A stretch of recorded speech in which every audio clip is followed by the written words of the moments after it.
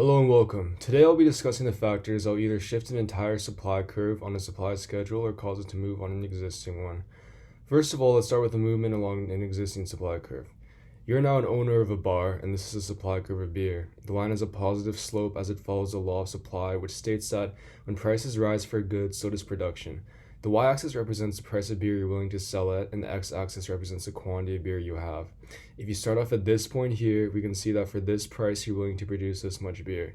Now let's say a bunch of alcoholic families visit the town for vacation and want beer. Over the next few days, you'll get a lot more customers. Because of this, you're going to have to get more beer, and because so many people want it, you're naturally going to want to increase the price. And that's exactly what you're going to do. Now, as we see on the supply curve, our point moved from here to here. Note that this is simply a movement on the curve. Next up, we'll look at what actually shifts the entire curve left or right. The first one is the inputs needed to produce your product. Let's say that you rely on wheat to make beer, and you go and visit the farmer that sells wheat, and he tells you that he raised the price by $100. Because it's so expensive to produce beer now, you're forced to sell less beer at each price. This is what it looks like on the graph. The curve shifts left. The second thing that can shift the supply curve are the prices of related products. Let's say that with your wheat you got from the farmer, you're able to produce French fries as well as beer. Now let's say a massive depression hit the town, and because of that you notice prices of beer have gone up because everyone's becoming an alcoholic. In response, you start producing more beer along with raising the price.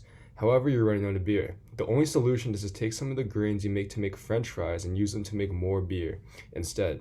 You're now producing less French fries at each price, and because of that, the supply curve for French fries shifts left. This is an example of substitutes in supply. Let's switch and visit our friend, the farmer again. Let's say that wool jackets have suddenly become a new trend and the price of wool has gone up. Because of this, the farmer will start killing more of his sheep for wool, but subsequently also gets more sheep meat along with it. He can now sell more sheep meat at each price, and the supply curve shifts right for sheep meat. This is an example of complements in supply. Our second last factor is quite a straightforward one. Let's say another bar opens across the street.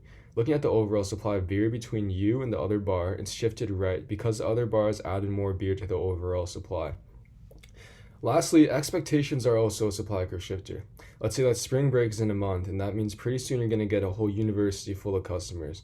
Because of this, you anticipate prices to rise. So in the meantime, you're going to hold off production of beer to save it for spring break when the prices are higher. This means you're selling less beers at each price at the moment, which indicates a shift left on the supply curve for beer. So these are some of the things that can either shift the entire supply curve or cause a movement along an existing supply curve. Thank you.